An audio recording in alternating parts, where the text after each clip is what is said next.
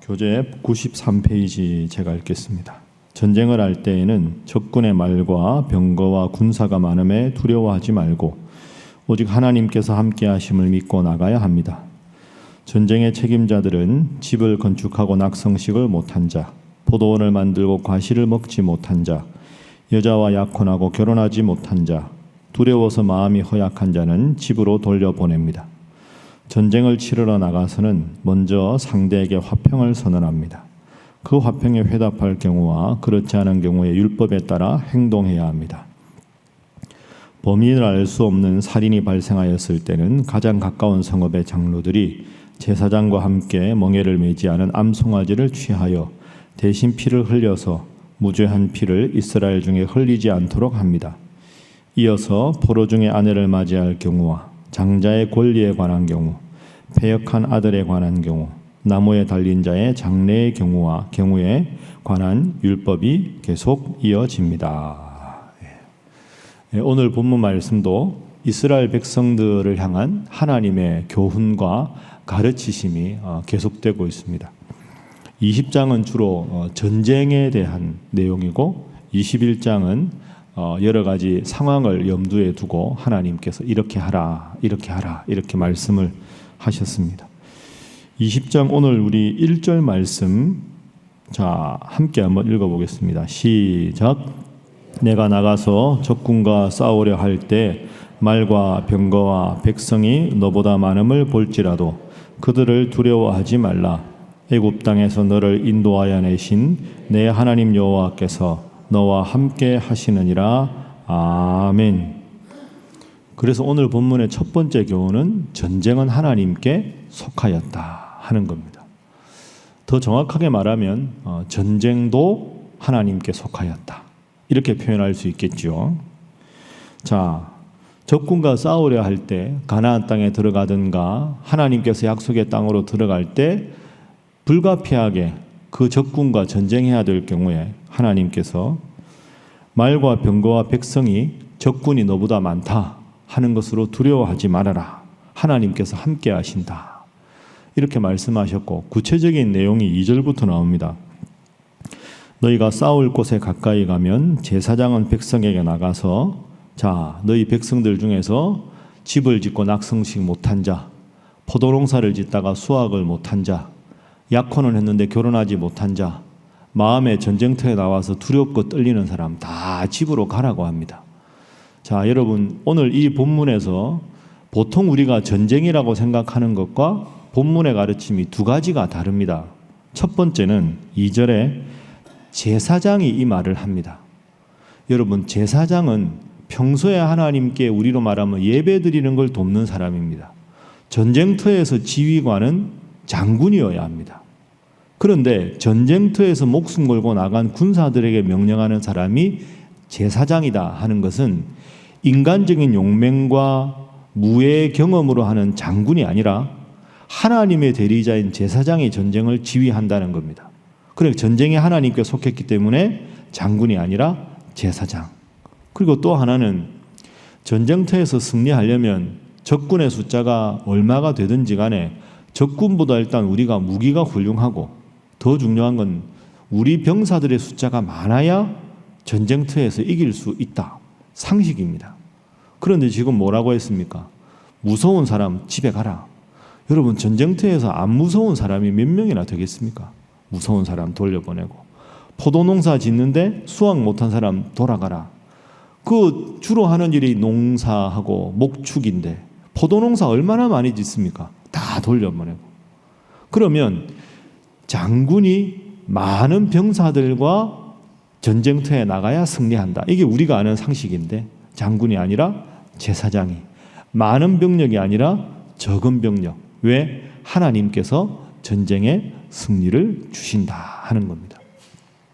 여러분 비단 전쟁만 해당되는 게 아니지요. 하나님께서 일상도 함께 하시지만 인생의 큰 위기 가운데 전쟁 같은 위기 가운데서도 함께 하신다. 이것이 본문의 첫 번째 교훈입니다.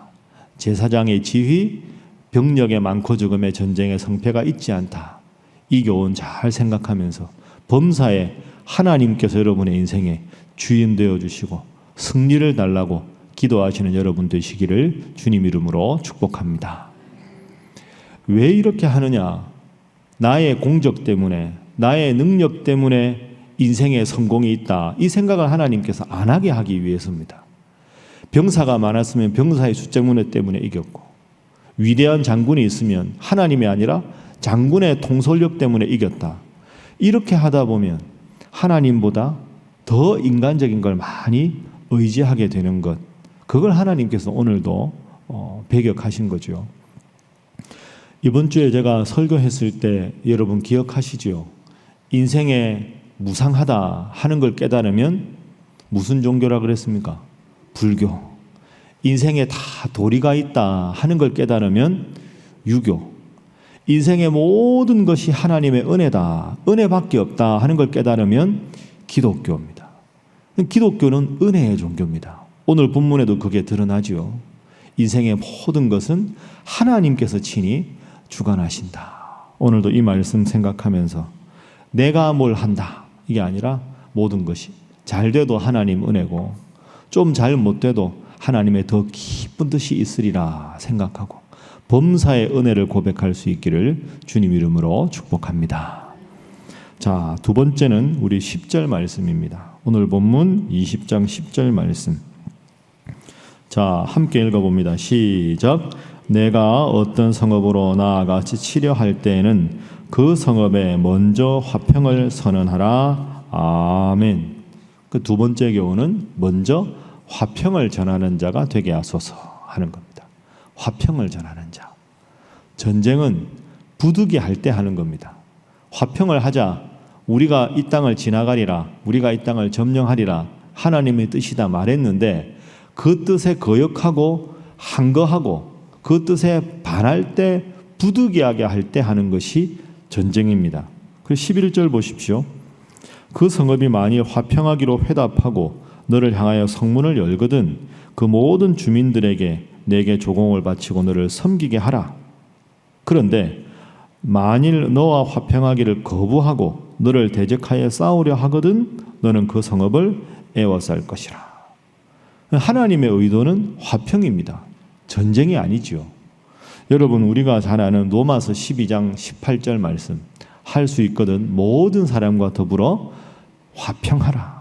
이게 기독교인의 태도입니다.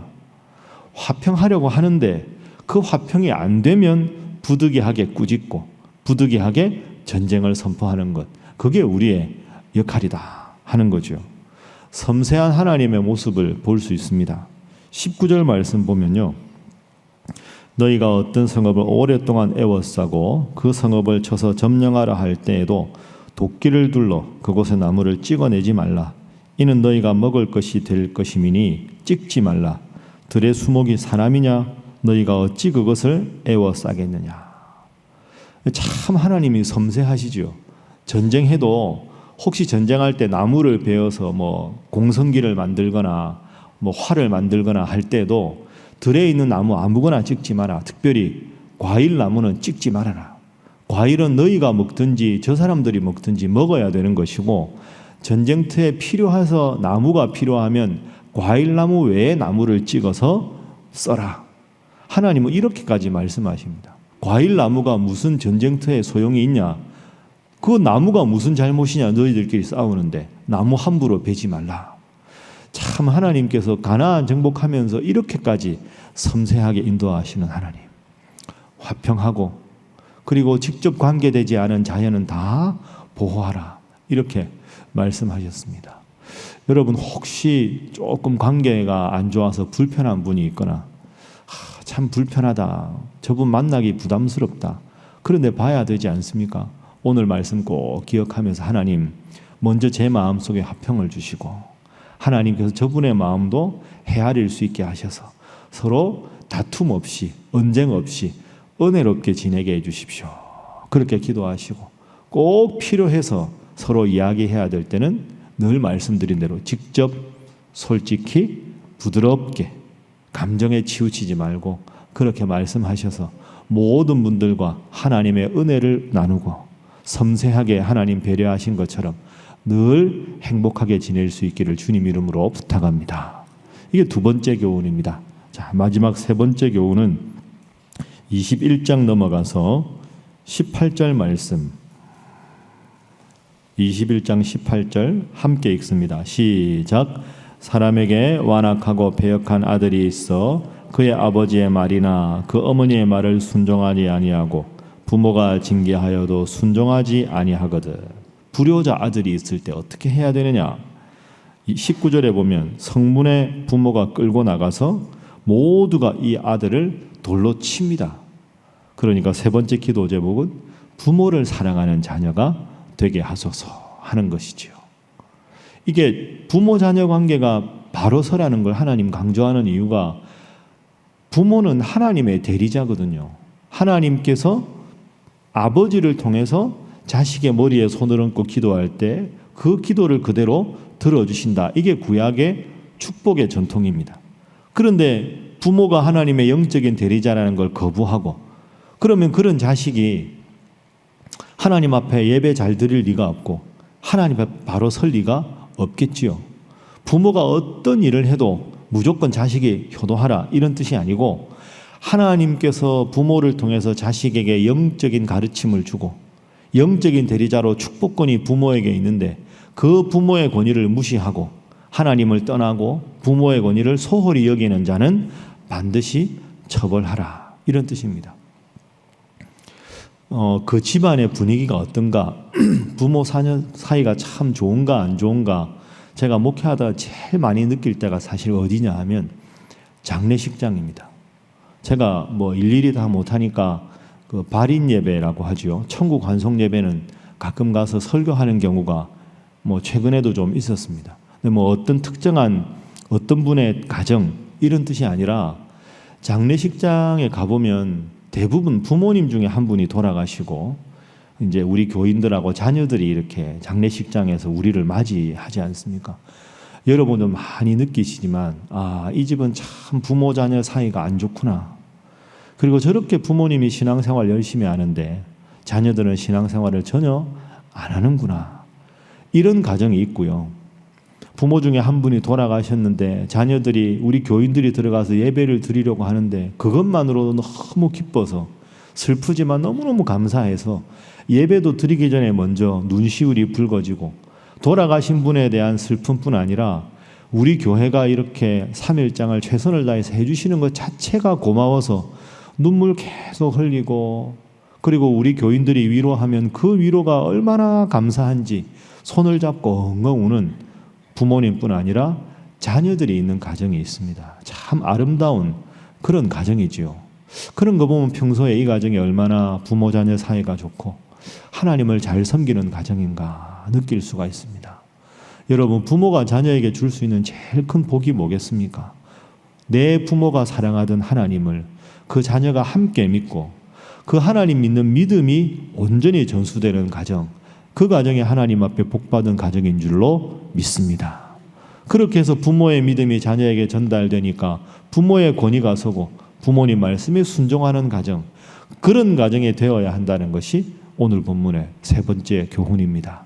오늘 또 기도하실 때 여러분 자녀들이 하나님 앞에 바로 서게 해달라고 기도하시고 자녀들뿐 아니라 자손들이 하나님 잘 믿는 믿음의 가문 돼서 성경에 약속하신 하나님의 귀한 축복이 대대로 자자손손 여러분의 가문에 충만히 임할 수 있기를 주님 이름으로 축복합니다. 함께 기도하겠습니다. 하나님, 전쟁의 하나님께 속한 것임을 기억하게 하시고 범사의 하나님의 역사를 기다리며 하나님의 은혜를 기다리는 성도가 되게 하옵소서. 하나님, 늘 화평을 선포하는 저희들 되게 하시고 부모 자녀 사이가 영적으로 육적으로 존경하고 사랑하는 아름다운 가문 이루게 하여 주옵소서. 이 세 가지 위해서 기도하시고 특별히 지금 태풍 때문에 많은 피해가 우려되는데 하나님께서 함께 하셔서 하나님이 모든 어려움 가운데서 잘 이기게 하시고 피해가 없도록 주께서 우리 성도들을 지키시고 우리 이 나라 이 땅을 지켜주시옵소서. 다 함께 주님 앞에 기도하겠습니다. 주여 믿습니다. 주여 믿습니다. 주여 믿습니다.